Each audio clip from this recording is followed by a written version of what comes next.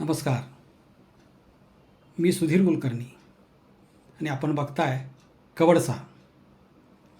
मित्रो, इस्रायल व अमेरिकेनं इराणबरोबर छेडलेलं युद्ध अखेर 40 दिवसानंतर काही कालावधीसाठी थांबलेलं आहे.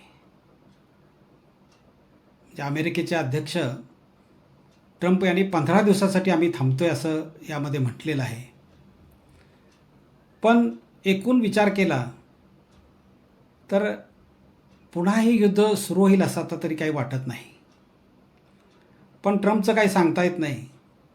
त्यांचा स्वभावच असा आहे की ते कधी कुठला कसा निर्णय घेतील याची खात्री कोणालाच देता येणार नाही. अगदी सुरुवातीला ज्यावेळेला युद्ध सुरू झालं त्यावेळेला सर्व तज्ज्ञांना वाटत होतं की एक 5-6 दिवसामध्ये हे युद्ध संपेल. कारण या दोन बलाढ्य राष्ट्रांच्या पुढं इराणची ताकद ही छोटी आहे. विशेषतः अमेरिकेपुढं इराण म्हणजे अगदीच लहान ताकद असलेलं राष्ट्र आहे आणि त्यामुळं हे युद्ध लांबणार नाही. पण एकूण युद्धाची परिस्थिती बघितली तर इराणने ह्या दोन्ही राष्ट्रांना अतिशय चांगल्या पद्धतीनं उत्तर दिलेलं आहे. हे दोघांशी लढत होतेच, शिवाय त्यांना सहकार्य करणारी जी मुस्लिम राष्ट्र आहेत त्यांच्यावर सुद्धा ते हल्ले करत होते. त्यामुळे त्यांनी तसं नाही म्हटलं तरी ह्या सगळ्यांना जेरीला आणलेलं होतं. म्हणजे असं म्हटलं तर वावगं होणार नाही की इराणनं ट्रम्प तात्यांची युद्धाची खुमखुमीच अगदी संपूर्ण जिरवलेली आहे. कारण ट्रम्प तात्या अगदी दावे प्रतिदावे इशारे सारे केलं तरी पण इराण काही त्यांना काही नमलेलं नाही. अगदी इराणची संस्कृतीसुद्धा नष्ट करण्याचा त्यांनी इशारा दिला. पण एकूण विचार करून त्यांनाच युद्ध थांबवायची वेळ आली आणि त्यांनी युद्ध थांबण्याची घोषणा केली. कारण हे युद्ध नुसतं या 3 राष्ट्रांपुरतं नव्हतं किंवा जे त्यांचे इराणचे जे प्रतिस्पर्धी होते त्यांच्यापुरतं नव्हतं. कारण ह्या सगळ्याचा फटका हा जगाला बसत होता. ह्या युद्धानं जगालाच वेठीला धरलेलं होतं. कारण जगभरात तेलाची टंचाई भासू लागली, गॅसची टंचाई भासू लागली, तेल कसं मिळवायचं असे अनेक राष्ट्रांच्या पुढं प्रश्न निर्माण झाले आणि त्यामुळं तेल ज्या वेळेला अडवलं जातं त्यावेळेला त्या देशामध्ये महागाईच्या झळाया बसायला लागतात. त्यामुळं या युद्धाची झळ तशी प्रत्येक घराला प्रत्येक कुटुंबाला जगभरातल्या बसलेली आहे.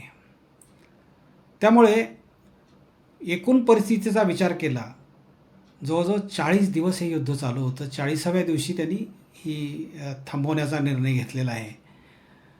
आणि ह्या परिस्थितीत दिवसेदिवस ट्रम्प यांच्यावरचा दबाव वाढत होता. खुद्द अमेरिकेमध्ये सुद्धा मोठी आंदोलनं झालेली आहेत. त्यामुळं ट्रम्पना फक्त आता हे युद्ध कसं माघारी घ्यायचं असाच एक पेच प्रसंग त्यांच्यापुढं होता.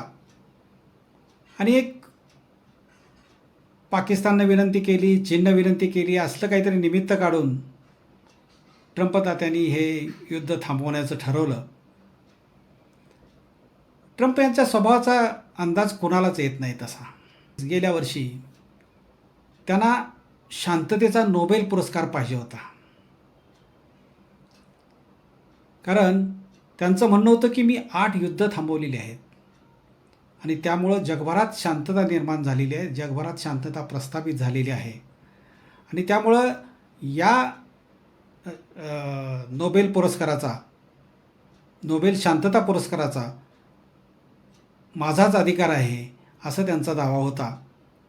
मीच याला अगदी सगळ्यात पात्र मनुष्य असा आहे असं त्यांचं म्हणणं होतं. आणि त्यात दुसरं एक होतं की त्यांना हा पुरस्कार येणं प्रकाराने मिळवायचा होता. कारण यापूर्वी अमेरिकेच्या 4 राष्ट्रप्रमुखांना हा पुरस्कार मिळालेला आहे. नोबेलचा शांतता पुरस्कार मिळालेला आहे.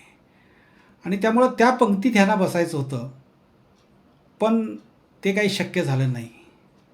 पण त्यांची विचारधारा बघा, गेल्या वर्षी किंवा 25मध्ये हे शांततेची मागणी करत होते आणि यंदा तर त्यांनी युद्धच पुकारलं, युद्धच सुरू केलं. म्हणजे हा विरोधाभास जो आहे तो वाखाणण्यासारखा त्यांचा म्हणला पाहिजे अगदी. कारण आपल्या विचारात किती तफावत असावी. गेल्या वर्षी आपण जगात शांतता नांदावी म्हणतो आणि यंदा तर आपण जगभरात सगळं युद्धामुळं सगळं त्यांचं प्रत्येक व्यक्तीचं आयुष्य उद्ध्वस्त करू बघतो. हे दोन्ही विचारसरणी ही किती विचित्र आहे याचा आपल्याला इथं प्रत्यय येतो.